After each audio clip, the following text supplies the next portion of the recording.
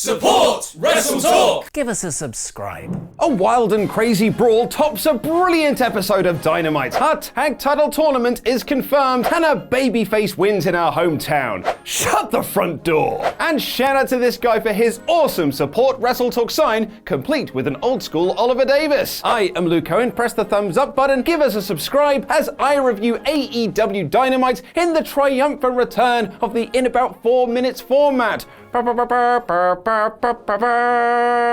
get an intro to this week's show, as Private Party and Lucha Brothers were already in the ring ready for their tag title tournament semi-final match, which was awesome. Looking online, this match seems to have split opinion, with some people, like me, being constantly amazed by what these two teams can do and buying into all the crazy spots and near-falls, and those who argue that it was nothing more than just a spot fest. And what's great about this match is that neither camp is wrong, but it is hard to argue that this didn't get over with the crowd, who lapped up everything these four lads did. Pentagon Jr. reversed a gin and juice into a Canadian destroyer. Yes, that actually happened. And Lucha Brothers hit the assisted package pile driver for the win. I bloody loved this match. In case you thought AEW forgot about his hype package from All Out, we got a reminder that Statler and Waldor is coming. Before the crowd got a chance to catch their breath from the first match, we got our second tag team tournament semi-final as SCU took on Dark Order. As such, the crowd were less into this, but that also could just be because the AEW crowd haven't bought into the Dark Order gimmick, which is a shame as this was another good showing for them, showing that spark of their Super Smash Bros. Gimmick of old. And they eventually got a "This is awesome" chant from the crowd, and Kazarian and Scorpio Sky hit SCU later for the win. In all of this, AEW champion Chris Jericho and his inner circle made their way to a private box with tickets that Jericho had bought for his new friends, where they ate popcorn and drank a little bit of the bubbly, which means they were there to watch Joey Janela take on Kenny Omega in another really good match. After showing clips of Omega winning the AAA championship over the weekend, the Best Bout Machine beats Janela with the One-Winged Angel in a back-and-forth match that showed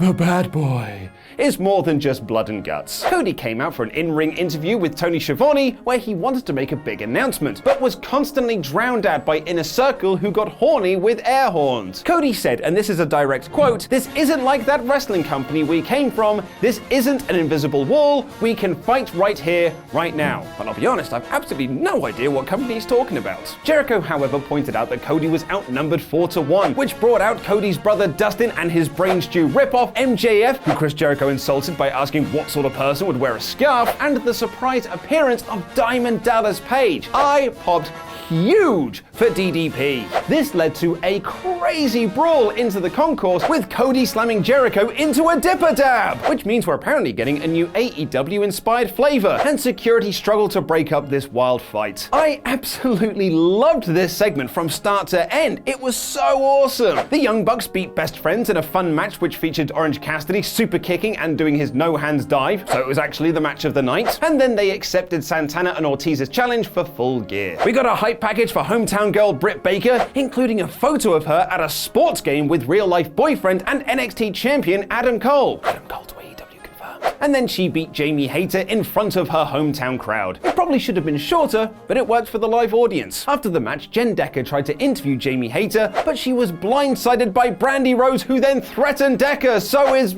Brandy a heel or what? And our main event was Pac versus Jon Moxley. Oh, sorry, I do apologize.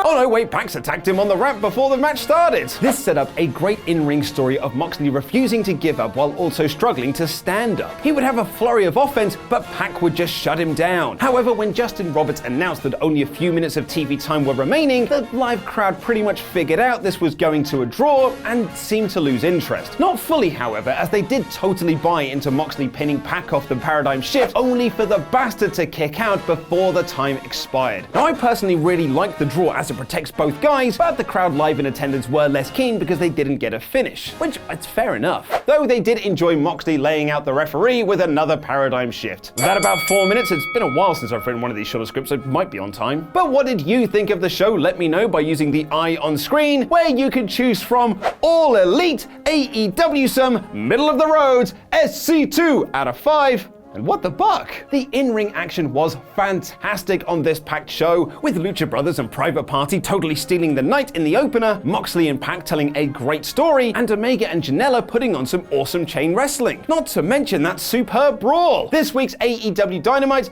is a very high AEW-some. Why are fans so angry at WWE 2K20? Click the video on screen right now to find out, and head on over to Screenstalker, where we're playing the game all week long. I've been Luke Owen, and that were AEW Dynamite Wrestling.